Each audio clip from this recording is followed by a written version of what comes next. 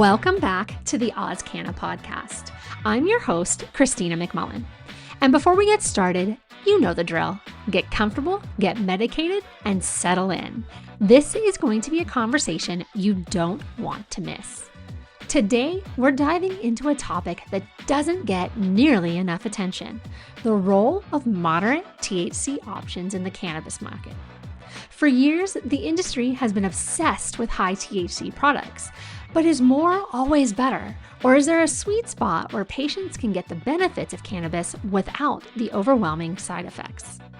Joining me today are two incredible guests who are challenging that very idea. Juan and Camilo Cortissoz are the minds behind Green Shepherd, a company dedicated to providing balanced, thoughtfully crafted cannabis options for patients in Australia. They're not just talking about cannabis, they're reshaping how we think about its potential. In this episode, we'll explore why moderate THC cultivars deserve more attention, how they enhance patient outcomes, and what the future of cannabis looks like beyond chasing potency.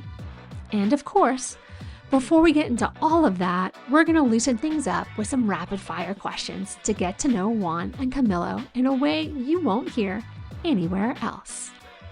So let's get into it.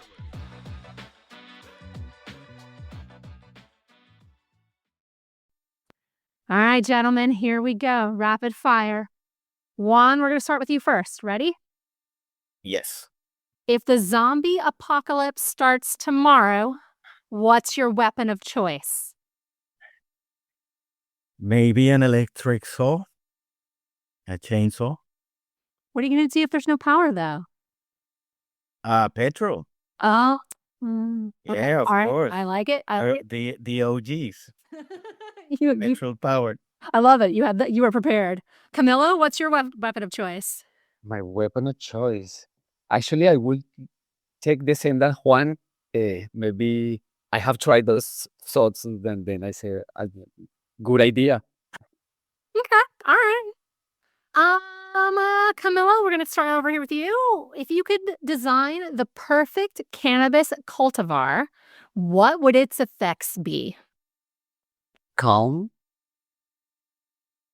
but at the same, a little bit uplifting, with the idea to be able to have something that have you aware, but at the same time chill. It's like if there's a problem, you are chill, but you are aware that you can solve it. Want to bust out with who is it? Vanilla Ice. If there's a problem, I'll solve it. Chill. Exactly. I love it. I love it. Chill. We could solve that problem. Clear-headed yet relaxing. Yeah. I love it. Juan? Very similar, but I guess I would add as well to make me a little bit more chatty in social environments. Okay. I like it. I like it. If you could legally commit one crime without consequences, what would it be? Without any consequences, Jesus, now my mind's going really morbid. I don't know.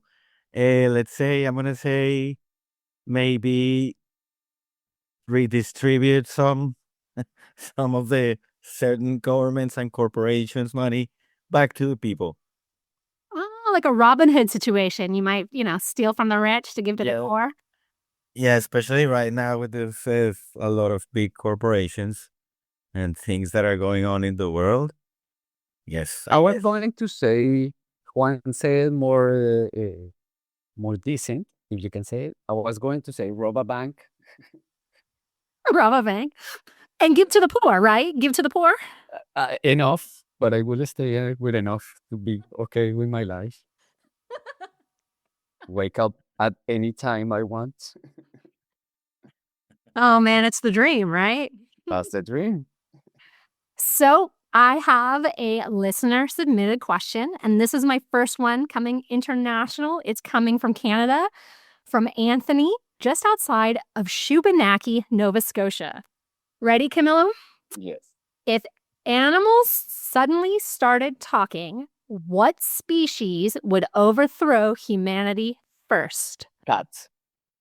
Oh man, you said that quick. Like, Yeah, cats are wow.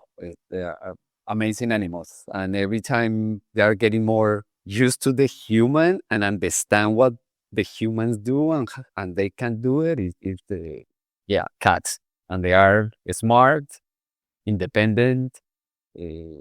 Cats, yeah, cats. cats. Come on. Juan? Not sure if dolphins, whales, apes, or crows. Maybe they could all band together.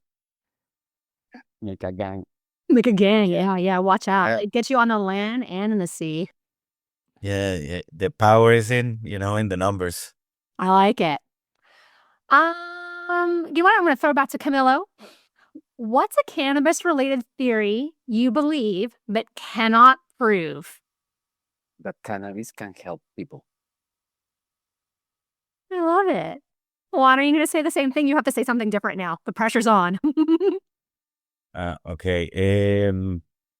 The entourage effect having a different sort of effect on people depending on the combinations and percentages of terpenes.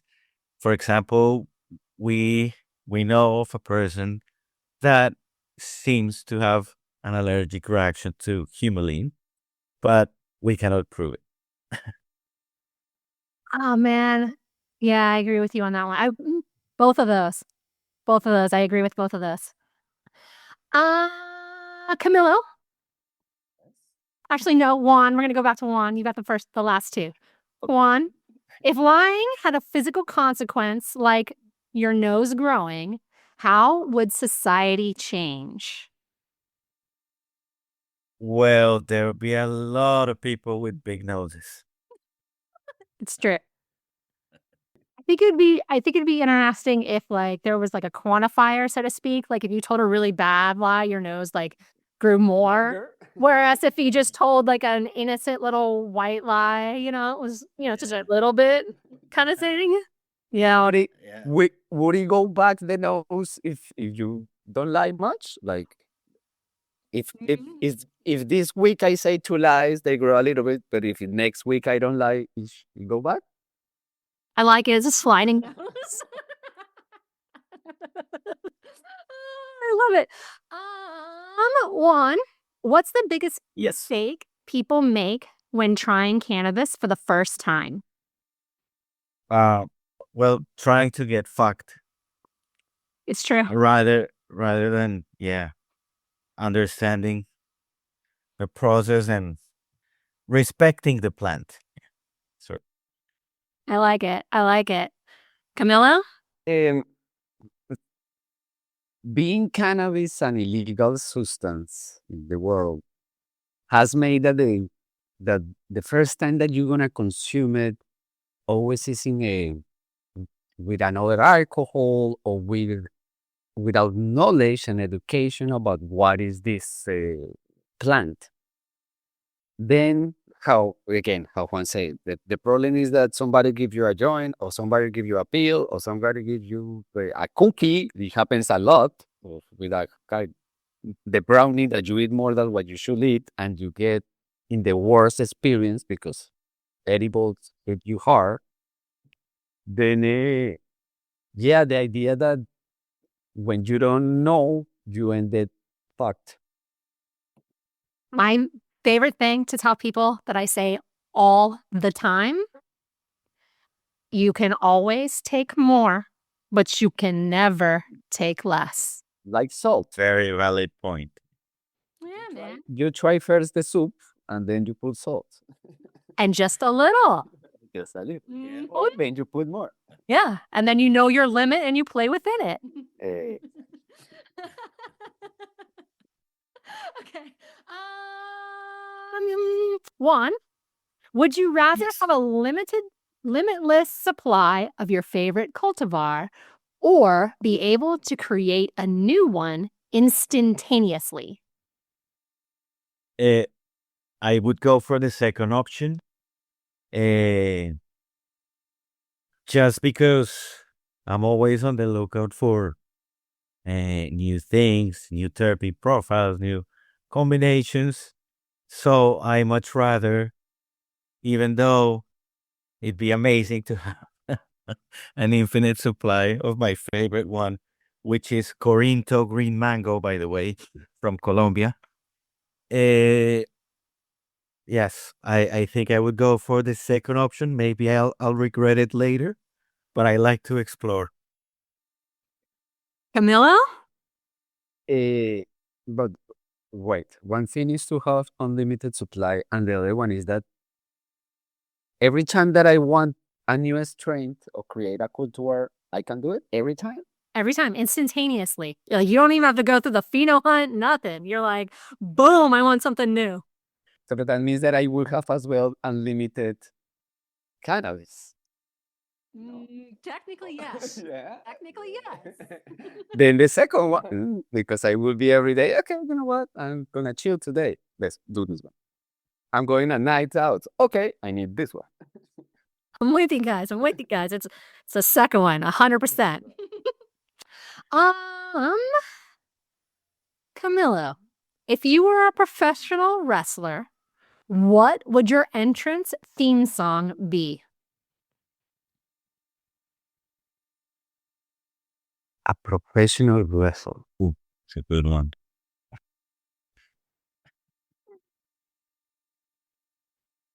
Santeria from Sublime. Oh, I like it. But you know what? Fuck it. That'll get the crowd going. That's Chill. You're getting chill. You don't have to be always as a wrestler. no, I'm a big Sublime fan. I love that song. I'll drop it in the show notes for anybody who doesn't know it. Juan, what's your theme song? As much as I love Sublime as well, I do have a different approach, and it's If You Want Blood by AC/DC. Ooh, Ooh, good one. okay. I'm more of an LL Cool J Mama Said Knock You Out. Yeah, that works as well. We'll drop all 3 songs in the show notes.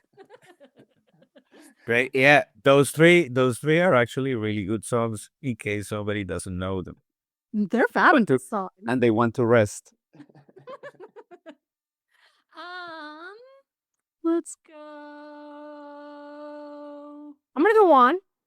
Would you rather be remembered as a legend for something terrible or completely forgotten?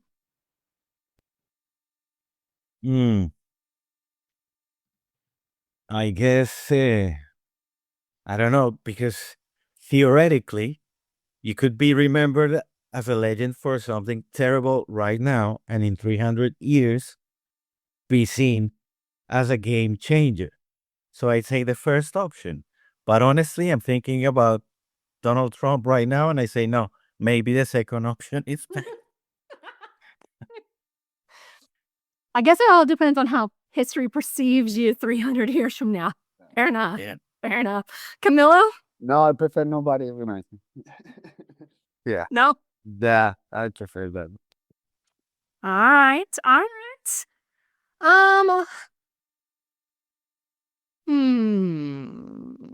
Camilo, if cannabis had a personality, what type of friend would it be? I had many of them with me. He's a chill person. Uh, yeah, I can say that it's a chill person. He's my chill friend. Who's that guy? The chill guy. The chill guy. He's always happy and chill and relaxed, and yeah, he's the guy that if the people start to fight, he gets back and say, "Oh, God, don't fight." I love it. He's the easy to get along with guy. It's exactly easy to get along. Like, we're good. If he has food and weed, it's okay. Love it. What? I'd say it'd be my friend who's a little bit sassy, you know, and witty, because he's smarts about him or her, and yeah, witty and very creative too. I think I want to know both those friends. Yeah, witty, sassy, and creative. Camilo, if you're given the ability to survive indefinitely, but you have to live in one extreme environment, so the desert, the deep sea, or outer space, which one do you choose? Okay. But if I live in the deep sea, can I breathe? Is I'm not gonna die? No, you can live there forever, indefinitely. It doesn't phase you. Okay. And if I live in the space, it doesn't affect me, and I can fly like anywhere. You just kind of drift around in space, I guess. I guess that I would choose that one. Desert, Space? no, but yeah, space. I go and chill there and see the stars and. You wouldn't get lonely? But in the desert, you will be alone as well, no? Nah, someone would eventually come see you in the desert, wouldn't they? This is still people. Okay. Then the only option would be the desert with people because deep sea is if they cannot breathe underwater, then they're gonna die. In the space the same, then the only option that you have to be surrounded of people will be the desert. No, I prefer still the space. Yes. What? Maybe the deep sea, just because who knows what's down there? You know, we've explored space more than we've explored down there, and yeah, must be some interesting things. You'll definitely get some funky visitors. You know. That's for sure. All right, Juan, you have 30 seconds to convince a world leader to legalize cannabis. What do you say? Well, let's say if that world leader were the current one, Trump, I would just say have a look at the economics, uh, because I know that is what actually persuades a person like him. Have a look at the economics and the potential you have. Uh, yeah, overall, to any kind of leader or sort of hypothetical leader,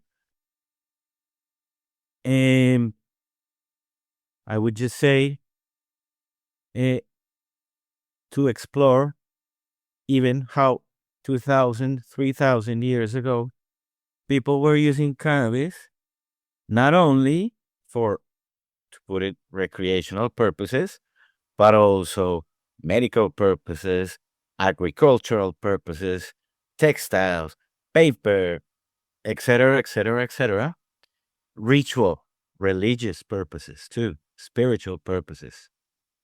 And that if he factors in all the time that cannabis has been used in society, you can see why it has been used in society for so long. I like it. Camilla?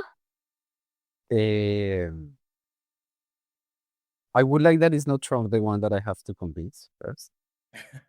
But it's look, yesterday I read something yesterday that because of the JFK, the Kennedy papers that come up. That we JFK had- papers. Exactly, those ones. And I was reading that, and in one of the things for something, it came a news or a report or supposedly a record that exists from Nixon accepting that he did the prohibition of cannabis just for political reasons and racism. That's what they say. Then what I will say to convince somebody is that we have to go and see the real history of the plant, not what somebody, not the story that somebody creates for his benefit. Cannabis is a plant, like a tomato, like a lavender. Like it is a plant. It is not something created in the labs, thinking that or making and affecting people with the thing that we are creating. Cannabis is a plant, and as a plant, we have to understand it, and we have to give it the proper use. Taking out the stories like the Nixon creating the war and all the advertisement, the story that they create around this plant just to get more votes that has affected the whole world, because when you go and see the whole world, what happened with the cannabis, there were countries like Afghanistan where cannabis was a way of trade. And it changed everything because of the, the ego and the political, how do you say that, the political ambitions that this guy had. It's Juan at the beginning say something that, or you ask the question of what do you prefer to be remembered, like eternal for something good or or not at all. There's a cartoon that the name is Futurama. I don't know, Juan, do you know that name in English? Yeah, Futurama. Futurama. Futurama. Yeah. I was totally lost. I was like, I don't know. Futurama. Yep. You see that Nixon always appears in places, the head of him, his head. Yeah. Always. Yeah. So it's always there. Yeah. Because it's a story that the people still keep believing. We humans love his the stories, and we believe the stories, and we follow the stories.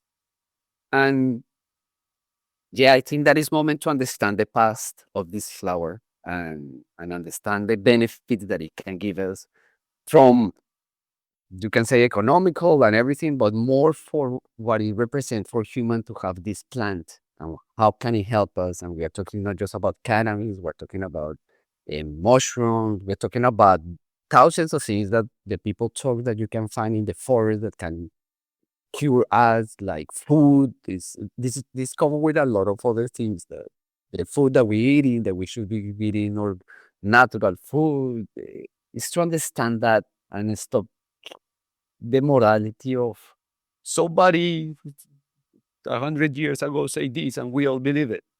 But why we believe that? I'm with you. Sometimes we just believe shit because we've been spoon fed it for too long. If, Too long. I say something about if I know people that if they see you eating with the hand, they would say, how can you eat with the hand? You don't understand anything. But in other countries, they eat with the hand, and that's their culture. The thing is that you grow up in a society that they told you that you have to eat with a fork. But that's not the truth. It's just a story that we believe. That's a really good analogy. All right, last question, boys. Last question. And let's throw it to... I'm going to throw it to Camilo. Last question. Here we go. I think it ties in perfectly because we were just talking about Futurama. If a parallel universe exists, what's something your alternative self is probably doing right now? Living in a place where you don't have to wear shoes. I want to ask why, but I'm going to throw over to Juan first. Sorry. I'm so sorry. No shoes. No, let's go back to Camilo. I'm sorry. Why no shoes? Why no shoes? Why no shoes? I'm a big believer that one of the disconnect of the humans with what is earth is the use of shoes and rubber. It's even historically say the history says that in the moment that shoes start to use plastic or rubber, like the health of the people start to change because of before they were using wood, before they were using just their feet. or some type of cotton to cover or something like that, then I really believe that we need to be more connected to the earth. And I would love to die in a place where I'm not wearing shoes. Okay, I'm gonna give it to you. I thought I thought maybe you listened to a previous episode where Sasha LaForgia was talking about how much he hated shoelaces. I thought you were gonna very like casually like shout out to Sasha. I hate shoelaces. No. I always say the only thing that I want in my life is to be die in a place where I don't wearing shoes, at least. All right, I love it. Juan, what is your alternate self doing in a parallel universe? Thinking about a multiverse, and all the different options, there's probably one Juan that doesn't play bass and doesn't like cannabis. Yeah. I mean, I personally wouldn't like to meet him, but he's probably there somewhere. I don't want to be like he sounds boring, but I'm sure he in an alternate universe would be boring too, right? I mean, He definitely one is in this boring. universe. I tell you, I wouldn't like to meet him at all. Gentlemen, it was a pleasure doing rapid fire with you. Thank you. Same. Before we dive in, can you gentlemen both share a little bit about your backgrounds and your journey on how you kind of got into the cannabis industry? Sure thing. So, Camilo and I started Green Shepherd, which is an Australian medicinal cannabis company, in 2022. We've been living in Australia for over 12, 13 years now, and we're both very passionate about the cannabis plant and saw an opportunity and also a real need in the market.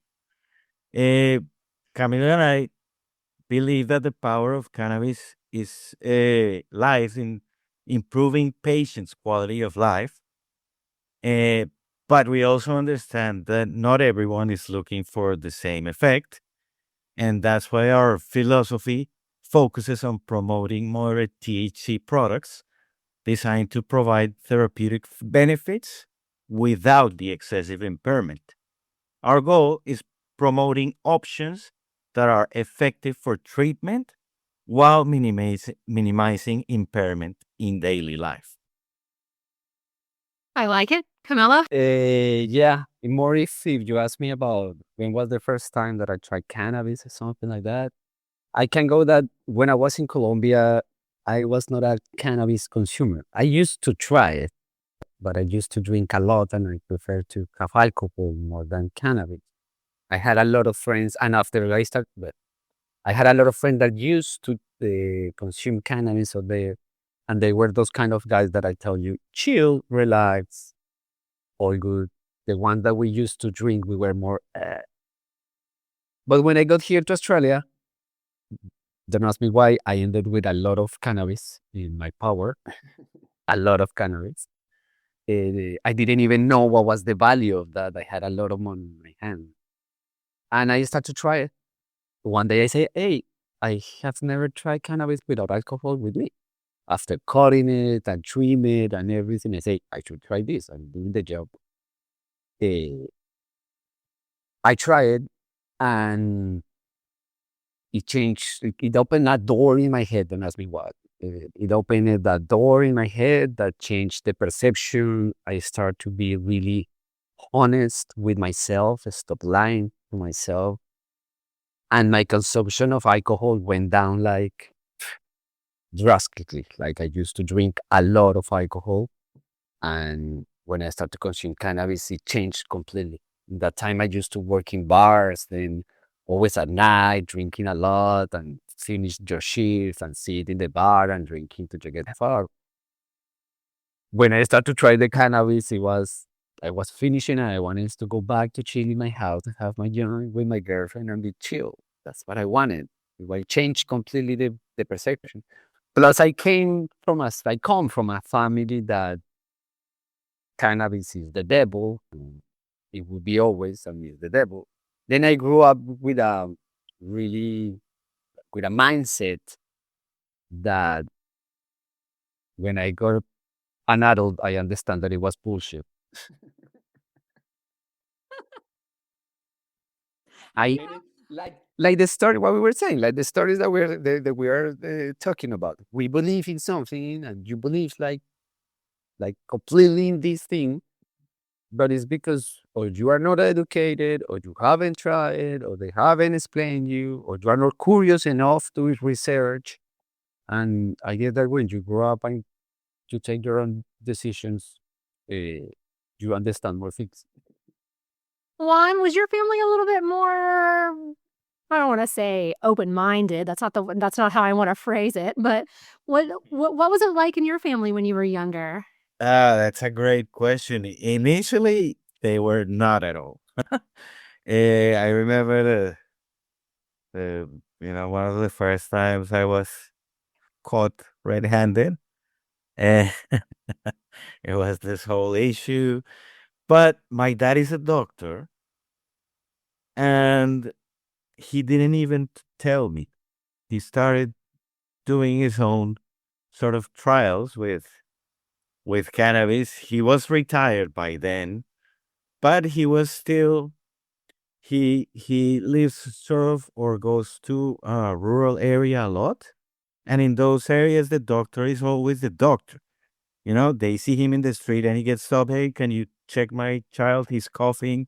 So he has a look, and he started doing his own research and actually growing cannabis and making oil himself and giving it to certain patients. And I mean, besides what he was researching from an academic perspective, also he was having like empirical amazing results with people. Especially, I remember a story about a person who had a tumor in his knee, and my dad started giving him his oil, and apparently it worked wonders. And obviously, that sort of changed his whole perspective. So yeah, nowadays he's very open to it, for sure. So how did you two actually meet? Because it sounds like you came from very different backgrounds. Did you guys meet here in Australia, or did you know each other Yeah. before? No, we met here while working at a hospitality venue. But the funny thing, Christina, is that Camilo and I are both from the same city, and we started talking. Hey, do you know this person? Yeah, me too. And this, yeah, like we know like 100 people in common, Yeah. but we hadn't met ever. Please tell me that you guys were both buying weed from the same person. We haven't discussed it, but most likely. Was like in Colombia in that time when because buying was completely different than nowadays that is so easy. But I bet you if I ask Camilo if he knows who El Pibe, the one who sold the piel roja. Yes, of Yeah. course, Yeah. of course. Yes. So Explain that product because that product yeah, is no, interesting. go. Yeah. Well, we used to have a brand of cigarettes in Colombia that were filterless, and they were called piel roja, which means red skin. And this this dealer somehow was able to sell that package as if it were unopened. It looked like it was totally new, but inside you had, I $20. think it was, yeah, 18. 18. Because Has didn't have 20, they had 18. I love it. Sneaky. I love it. I love it so much. You guys met you were working at a hospitality venue, started having some conversations, and then Green Shepherd was kind of born from those conversations. No, we met almost 12 or 11 years ago, and we've been friends and hanging out. And then when everything started to happen in 2017, 2018, maybe a little bit later, actually, in our case. But we started discussing, and we said, and we we realized that this was a great opportunity for us, that working in cannabis would mean a lot in our personal sort of journeys. And we said, hey, well, I have a background in law, and Camilo has a set of skills. He knows a lot about marketing, media, all of that. And so we said, hey, we've got this skill set. Why don't we put it to the best use possible and start a company? Yeah, and this another part of the story there that Juan at the moment had an approach by some Canadian companies in Colombia to see if they could grow some cannabis in some farm that one has, but because of the COVID, that didn't happen. And myself, since I don't know, since the moment that I started to consume cannabis, it was like 2014. No, yeah, 2014, 2013. eh, I got obsessed and I started to research and research. And I went to Amsterdam, to the cannabis shops, in the cannabis clubs in Barcelona, Madrid. I went to Christiana, the island in Copenhagen. I started to research a lot. And when COVID was happening and we were in the house not doing much, we decided, after talking and knowing that Juan had already the knowledge from Colombia and all the legal parts about cannabis in Colombia and the research that we both start to do here in Australia, we say, hey, let's bring things from Colombia. Of course, Colombia had a lot of bureaucracies and things that we had to move the boat to other way, but that was the way how, yeah, Green Shepherd started. And we say, hey, you have a knowledge, I have a knowledge, we did already the research, let's try to do it. And we had been in this from 2022. Yes, bringing products from 2022, plus the year before that, we take it doing all the legal parts.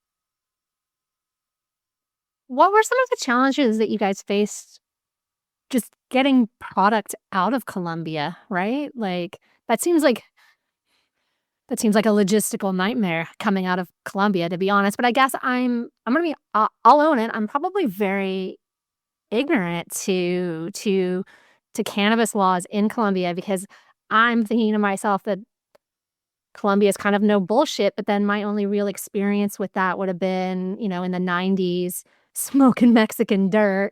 And I'm sure some of that was coming up from Colombia. I'm sure. I'm positive, right? And so to me, I was like, man, that must be some risky shit if you guys are packing it in bricks like that. Not even waiting for it to dry to like ship it out. And so talk to me about that, because like I said, I'll own it. I'm pretty ignorant when it comes to what's coming out of Colombia. Well, I mean, Colombia's history is very rich. I don't know if you remember that movie Blow with Johnny Depp, that at the beginning, the trade deals and everything were based on cannabis, not cocaine. Yeah. Because there's even like in our economical history, there's even a period called the weed bonanza, to translate it roughly, which is, yeah, all this money that started flowing in the country. And I think it was sort of with the hippie movement and after the Vietnam War in the US, they started bringing in cannabis from Colombia.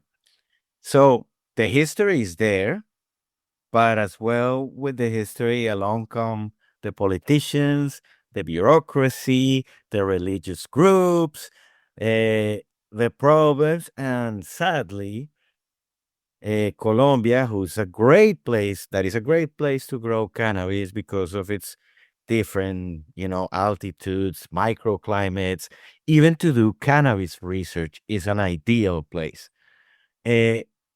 But sadly, there has been a lot of pushback And even I think it was, I don't know how many months ago, Camilo might know this better, but maybe 8 months ago, there was an attempt to fully legalize adult use cannabis, and it was going well until, the opposition brought a guy that was dressed as a homeless person with a sign, "This is because of cannabis," and and that was it.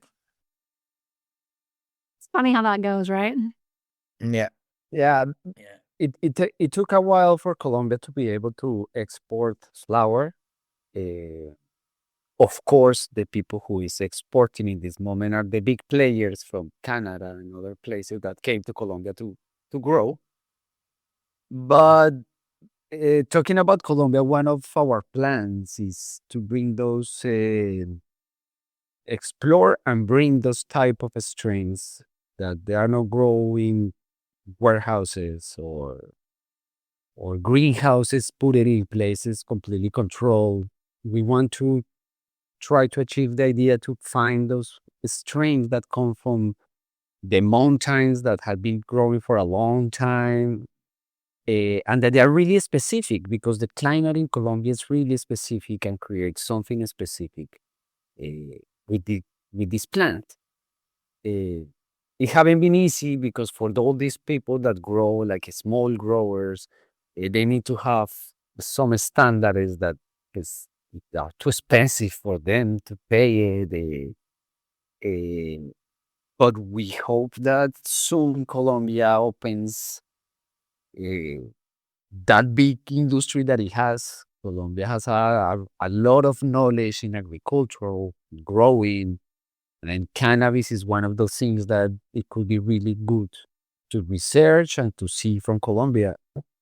Um, mm, yeah, I I hope that Colombia can do more in this industry because at the moment there are few players that are not even from Colombia, they are from Canada and other places. They are taking the advantage that is cheaper to grow there, not the story of what is Colombian than the cannabis from Colombia. No, I get it. I get it. Very different. In a sense, is they went there because it's cheaper because they don't have to turn on lights for more time. The labor is cheaper. They have a good knowledge, but they are growing whatever. Like, in a sense, but there's something interesting that we have happened to us in Colombia, and it's because the only ones who have license to be able to export are those big players. They are just focused in put like really high strengths, high THC. Then when we research, and it's not only in Colombia, we have done the research around the world, trying to find those moderate THC cannabis plants that they are good quality because what they show us is, this one is the lower plant part of the plant and my client doesn't want it. No, we want a plant. We're researching for plants and searching for plants that they are like that, not the extra things that the people don't want. That's why in Colombia, we have found a lot of beautiful things, but unfortunately, many of them are not complying with laws in the sense that they don't have GMPs, they don't have GACPs, they don't have. But we do have some in the pipeline that, we're going to hopefully tell you some news very soon. But as well, what Camilo is saying, when we bring a product into the market, it means that we have really done our homework in trying to find exactly what we think meets our requirements and sort of the philosophy of Green Shepherd. Because as Camilo is saying, it's not easy to find high quality, moderate THC products around the world because suppliers and growers are concentrated on sort of what's trending in the demand right now, the higher levels of THC. I was just about to say, do you think that the industry kind of as a whole is too focused on high THC? Absolutely. Yes. And it is something about when you go and see the history of the cannabis, in the 70s was something, the 80s was something different, and 2090s is different, 2000 is different. When cannabis became legal in parts like in the States, what the people is trying to start to play is to go higher. Which one is more potent? And this potency creates things of what we see in this moment. It's not that it's good, it's not that it's bad. And we believe, Juan and myself, we believe that cannabis has its own moments. You want to get really high and use it for some things, you go to that corner of high THC. And what happened in the whole world is that they start to say that high THC was quality, and that's not truth. High THC doesn't mean quality. It can be a 30% flower with no terpenes and give you headaches and make sense. And you can find a flower of 10% that they call it that is not good because it's just low THC. Yeah. Yeah. They sell it cheaper. Like in Germany, they say that in Germany, if you have high THC, they pay you more for the flower. It doesn't make sense. I was just going to say, excuse me, what misconceptions do you think patients and even recreational users have about moderate THC cultivars? Like, Juan, you've got your hand up there. Like, what do you think's that big misconception? Yes, Christina, because you brought a really interesting point that we're discussing with Camilo, which is that even from a governing body perspective, in Australia, there is no moderate THC concept. If you look at other countries, for example, in Health Canada or the National Institute of Drug Abuse, the NIDA in the United States, and other institutions around the world do have a THC sort of classification. Maybe some are broader than others, but it's usually, something roughly below 10% is considered low THC, between 10 and 20% is considered moderate, and above 20 is considered high. If you look at Australia, the way we classify cannabis is if the THC is 98% of all cannabinoids, then it's a Schedule 8 Category 5. Yes, but you're not even discussing the fact that there are so many different levels and intensities of THC. And I think, as well as part of our mission, is to be a little bit louder about that and advocate for a classification, because that is definitely would clarify regulations, would help patients and doctors navigate safer treatment options, and so on. So I just wanted to say that unfortunately in Australia, it's 98% of the cannabinoids are THC. Okay, Category 5, Schedule 8. I think this study education is something that we have to give, and it's education not just because it's a medicinal cannabis. It's because this plant needs an education in the sense that we all have to understand what is this plant. In the recreational market has to be an education. In the medical market has to be an education for the people understand what they're consuming. But when they tell you that your money has more value because you buy something higher, is we are driving the customers or the patients to the wrong place. I was gonna say, how do you educate consumers and doctors on the value of having more balanced cultivars that aren't so high in THC, that have got other cannabinoids in it, or have got, again, better terpene profiles that aren't overshadowed. How do you start that conversation? How do we start to educate consumers and doctors about that? You can see, I mean, there are many aspects, Christina, but even from a sort of a health and guidelines and medicinal guidelines, have a look at the titration method. Start low, go slow, right? So even from a medical academic perspective, it makes total sense to start with something that is safer. And also, you get an array of benefits from reducing risk of unwanted side effects.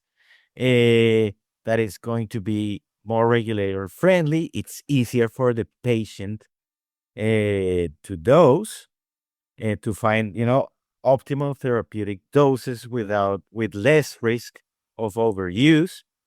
It's way better for introduction for new patients.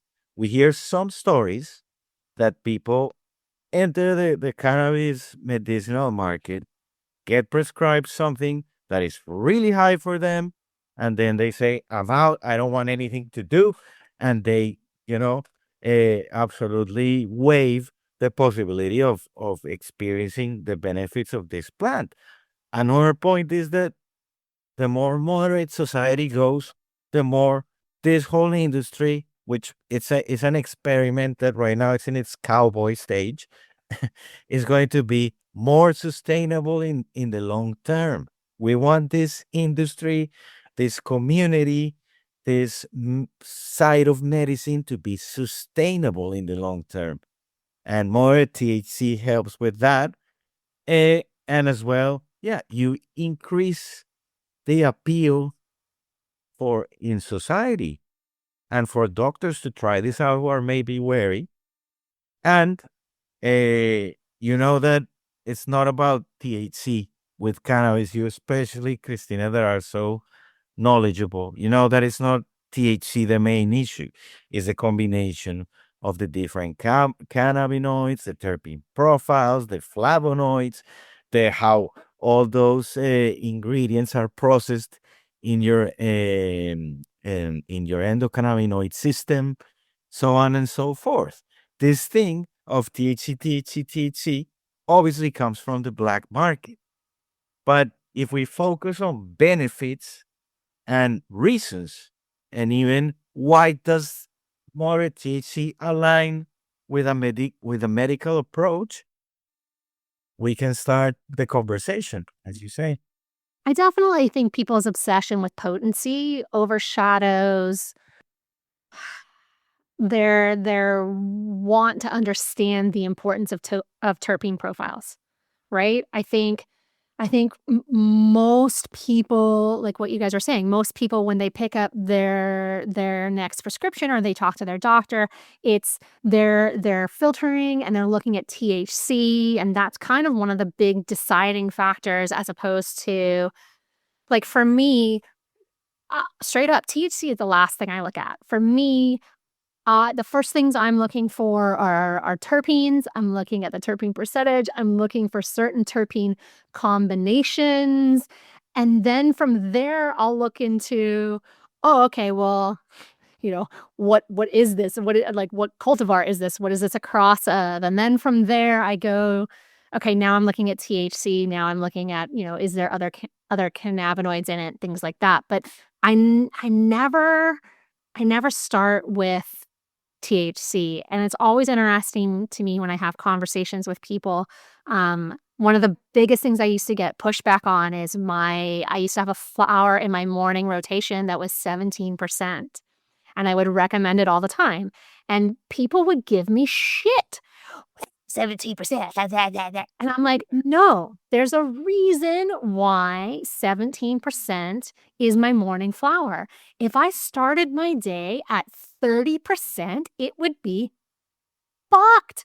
And you're talking to somebody who's been consuming cannabis daily for 30 years. I know, I don't want to be like, I know what I'm doing, But the truth is, even for somebody like me who consumes it on a regular basis for decades, I know that if I start my day at 30%, it's fucked. So yeah, there is a reason why I'm looking for flowers that are somewhere in that, dare I say, 13 to like 18% for my morning. And they don't exist, or they're so hard to find. Like the options are so limited. And so when I talk to you guys and you're like, that's our mission, it makes me excited.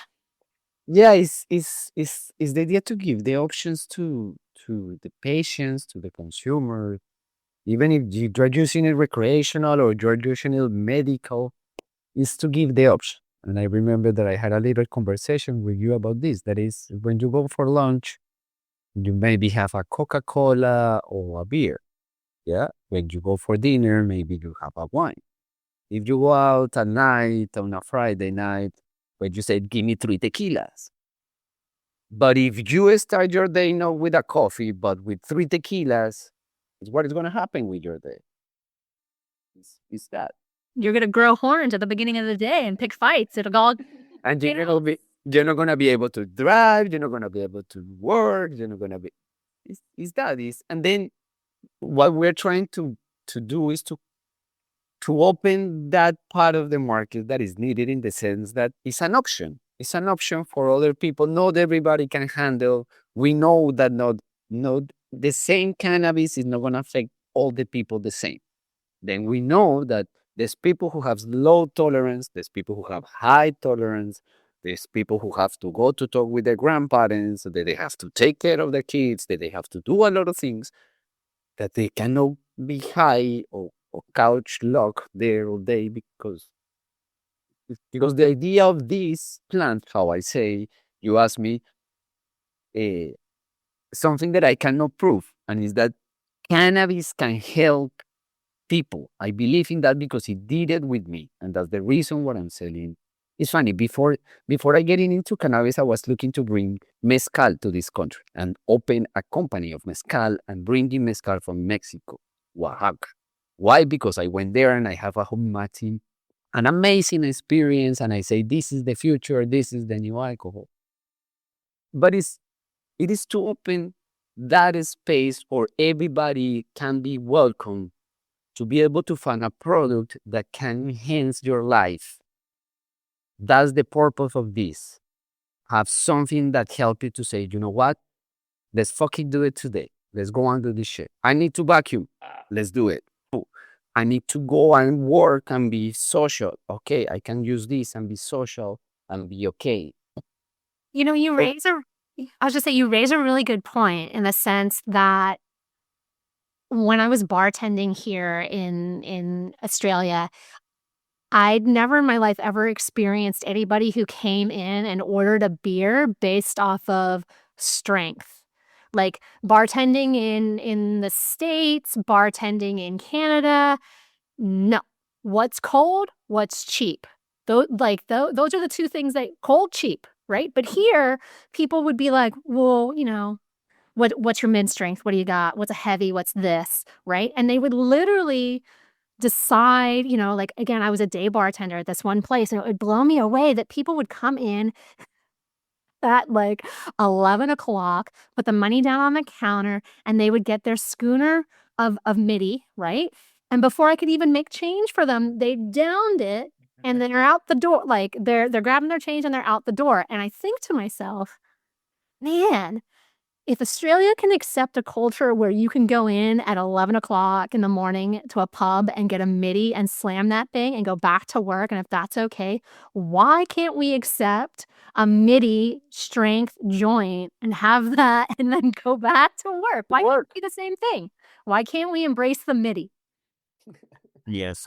And sorry, I was just gonna say, Christina, that you're a cannabis nerd like us. I found this really interesting paper. I can send it to you. And actually found it on the National Library of Medicine in the US. But it's a study conducted in New South Wales about the potency of confiscated cannabis by authorities. I think it was 2013. You want to guess what's the median of black market? If I had to guess, 11%. 14.8. Okay. Again, Tells you something. I was going to say, I think back to, Mexican dart days in the 90s as a teenager. There is no way that stuff was 30%.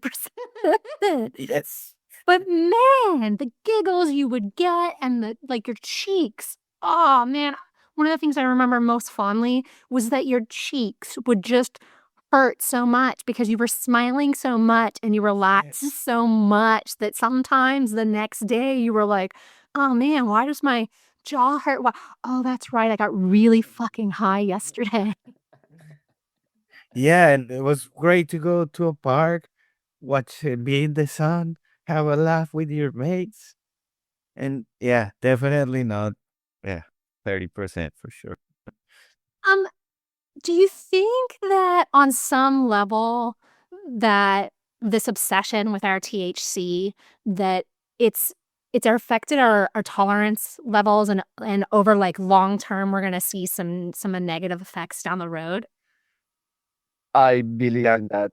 Yeah, because I'll say straight up, I think back to the 90s, we're talking 30 years of consuming, and I think back and I'm like, man, if I had started on 30% 30 years ago, Oh, yeah. how fried would my brain be today? Or is that just me making some sort of crazy assumption that my brain would be fried? Not at all. Not at all. That's one of the things that I was talking about, sustainability. And obviously some people are very disciplined and methodic with their cannabis, but others are not.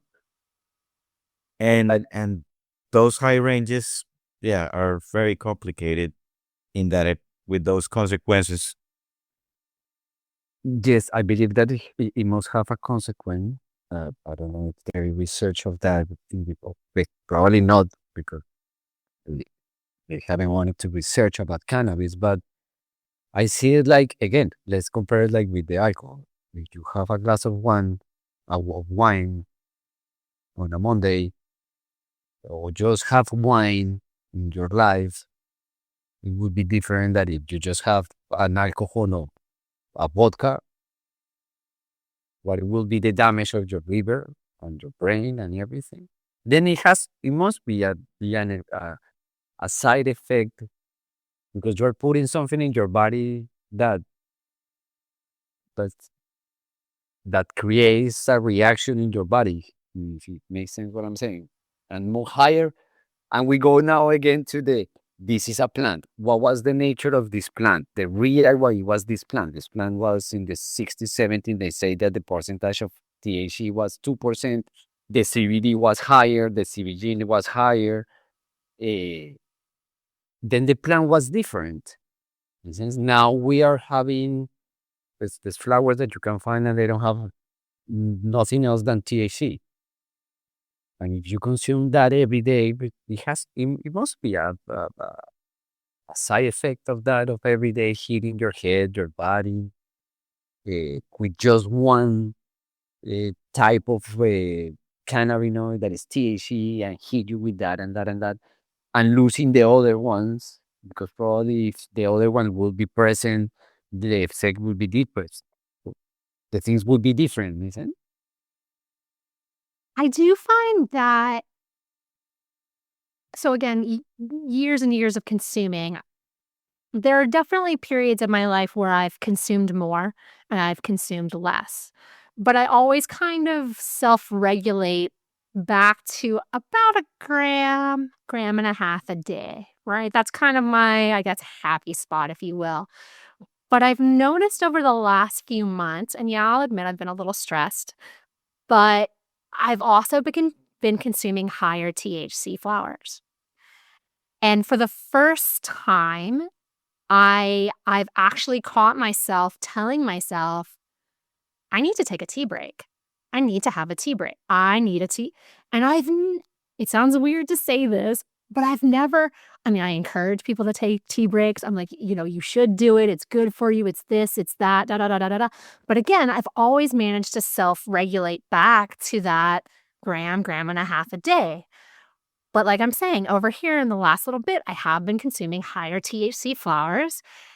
And I have felt this need that I'm at that 2 gram a day now, and I'm like, oh my God, why am I? And in the back of my mind, there's a small little part of me that's like, is it because I'm consuming more THC?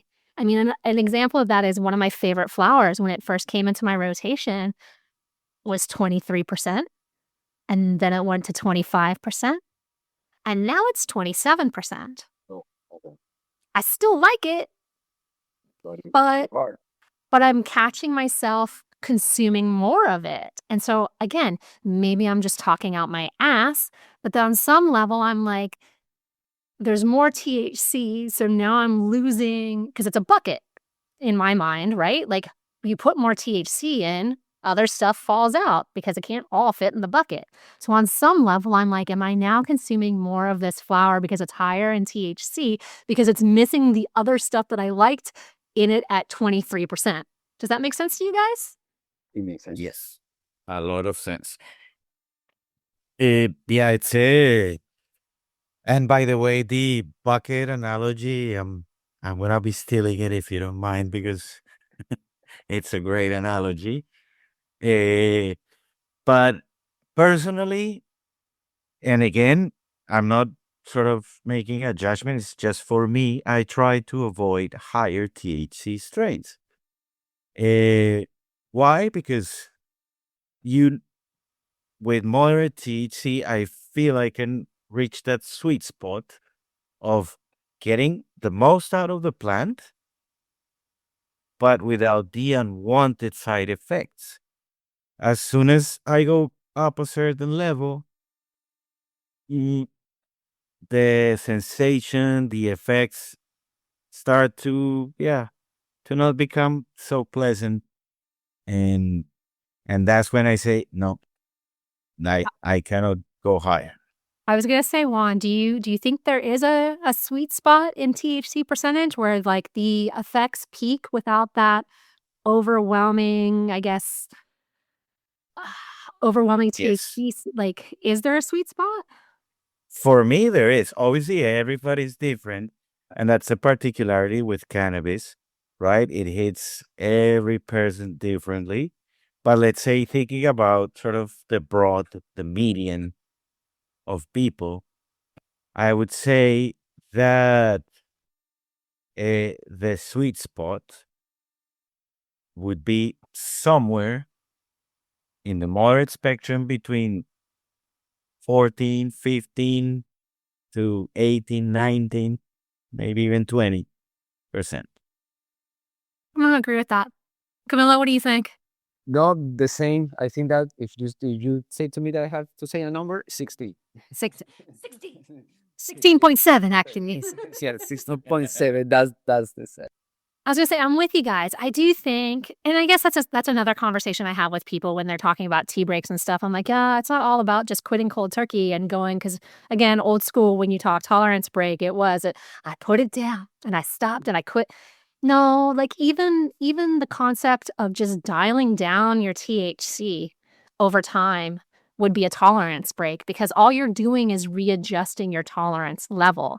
So for somebody who's been taking, again, 30% or 28, and then they are like, okay, well, over the next 3 months, I'm going to dial down. So I'm at that 15%, 16%.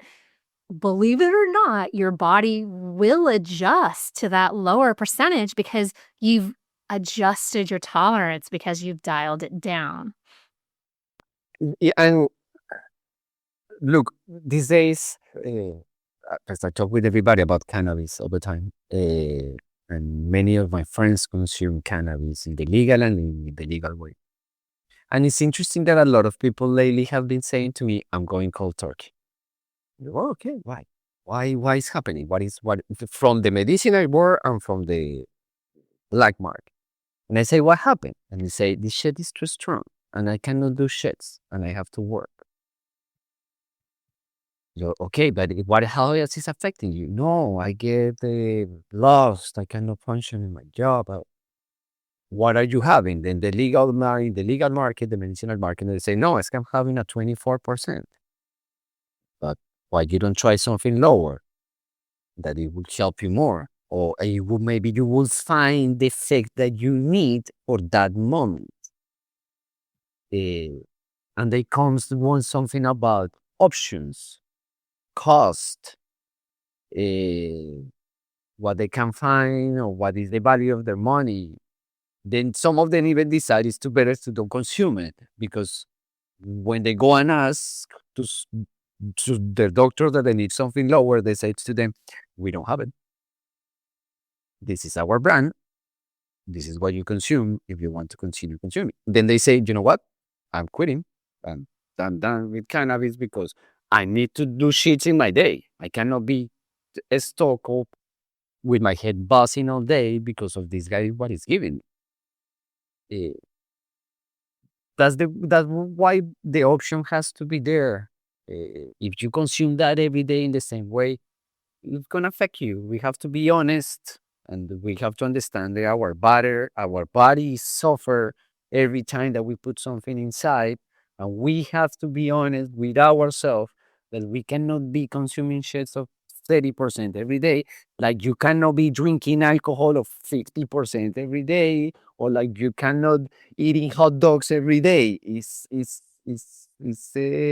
We have to be human. We have to be more honest with ourselves to understand and take care of our bodies.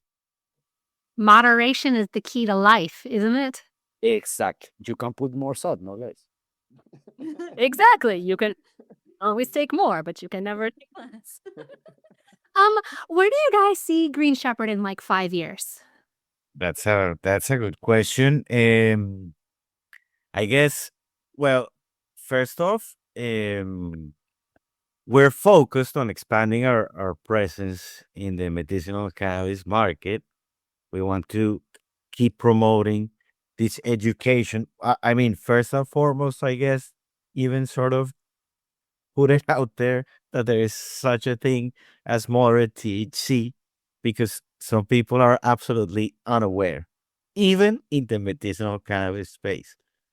So definitely expanding these presence, strengthening partnerships and relations, increase accessibility to moderate THC formulations, which obviously means increasing our brochure. Um, and moreover, I guess Green Shepherd is the go to name for moderate THC, but we're committed to making that association stronger every day. We want to continue leading that conversation because think about it, Christina. Don't you like, for example, here in Victoria, the driving laws have changed, right? Mhm. So I'm sure that at least makes for a really interesting debate to see what are the effects of being impaired to drive on a 30% strain. How long does it take versus a 15%? So even in that just little thing, there's an argument to be made again to have a distinction. So, yeah, we want to continue leading that conversation, expanding the access, and yeah, when people think of balanced, effective cannabis, they think of green ship. I like it. Fucking, I don't like it. I love it. I love it. Camilo? Because I think that Juan said everything. Yes. From 5 years, in 5 years, I would like to see Green Shepherd leading the way of giving a relief for the people. This is not just about THC. This is about the whole plant with other cannabinoids that can uh, help the quality of life of many people without having to be with any psychoactive uh, moments. Sometimes I lost my words. So. But I would like to that Green Shepherd, how the name says it, Green Shepherd. Shepherd is the person who take care of something from one point to deliver it to other point in a right way. And what we want to deliver, how I see a Green Shepherd in 5 years is delivering products that help in the well-being of the people, that they help them to get up and be able to do their life that is so complicated in these times, with all the frustrations and all the dreams that the people cannot make, and with the our busy life that we have to be active and perfect and fit and rich and everything, and that comes with a lot of pressure for the people that cannabis, the plant of cannabis, because I'm not talking just about THC, is the plant of cannabis, can help. And I'm looking that Green Shepherd will be the leader helping the society to live more chill, literally, to be able to live more chill and be able to get up and do our things that is not easy every day. That's why it goes back to you when you're describing cannabis as your friend. He's just your chill friend. Exactly. Is what I say to myself every day. I get up. If I get up and the house is burning, what I say to myself is, I'm okay. Yeah. Is everybody okay? Yeah. Okay, if we are okay, let's go and turn off the fucking fire. But if I wake up and I scream, it's fire, and I start to run and nobody think what we have to do, because it's a problem, and that's life. You get up and you say, if you see the whole picture, you say, okay, there's a fire here, there's a fire there, there's a fire here, but in the general, I'm okay. Let's find the tools how to turn off those fires and continue with life. And for me, cannabis had helped me doing that. It had helped me to turn off fires that for many years were a problem for me. And now I calm myself, or I behave in situations like a simple driving. Oh, before I was like, eh. Now I say, no, bro, all good. It's all good. It's all good. Life is not that bad how we think it is. It's all good. Everything, and if we all help each other, and if we give tools to the people to be able to manage their life, it's better. I love it. I feel like that's such a good spot to end the podcast on. Right? Boys, do either one of you, I'm going to make both of you give me some parting knowledge or a call of action. Camilo, I'm going to start with you. What is your parting nugget of information or your call to action? I think that is exactly what I was saying. All good that if the house is burning, the important thing is that you understand that if you're aware of what is happening and have the tools, you can go and turn off the fire. It is about uh, understanding that if you are okay, uh, you can help others to be okay. And okay doesn't mean that you're perfect. Okay doesn't mean that everything in your life is perfect. Okay that you can get up and go and do your life, because that's life. Life is to go and do it more than wait for it. Uh, breathe. That is something really good when you have a problem. I like it. Take a moment to breathe. Juan, what is your call to action or your little piece of information you want the listener to have? I would just like to say that, like, a lot of things in life, cannabis can be a great tool to enhance your well being, but make sure you understand the plant, understand the effects of the plant in your own unique endocannabinoid system, and yeah, respect the plant, because if you respect the plant, you're definitely gonna get a lot of positive effects in your life. If you don't respect the plant, you're gonna have problems. Can I add something? Absolutely. And this is for everybody. Do the research. Don't eat whatever the people. I remember when I was a kid, my mom used to say to me, don't eat anything that the people give you in the street. Do the research. In this moment, the world has the tools to go and research about things. And if you are curious, and I'm talking from an adult to a kid, do the research, understand what you're having. That if you do the research, you know what you're going to consume, and you're going to know if it can help you or not. I'm glad you added that. It was a good ad. I think that is a responsibility of all of us, like everything. I think it's everybody's responsibility. You shouldn't just be taking something just because, like your mom, man, your mom is smart. Just don't take it because somebody gave it to you. You should look into it and make sure it's going to work for you first. It's what we were talking about, the stories. Those stories. You want to believe it and eat it completely? Or you are curious enough to question and to say, hey, what is this? I like it. Gentlemen, it was an absolute pleasure having you both on the show today. Thank you. Thank you so much, Christina. We really appreciate it, and we've seen your development in this field for a long time, and it's really impressive. Thank you. I appreciate it. Christina, thank you so much. Muchas gracias. It was pretty chill. I'm not gonna lie that at the beginning I was nervous.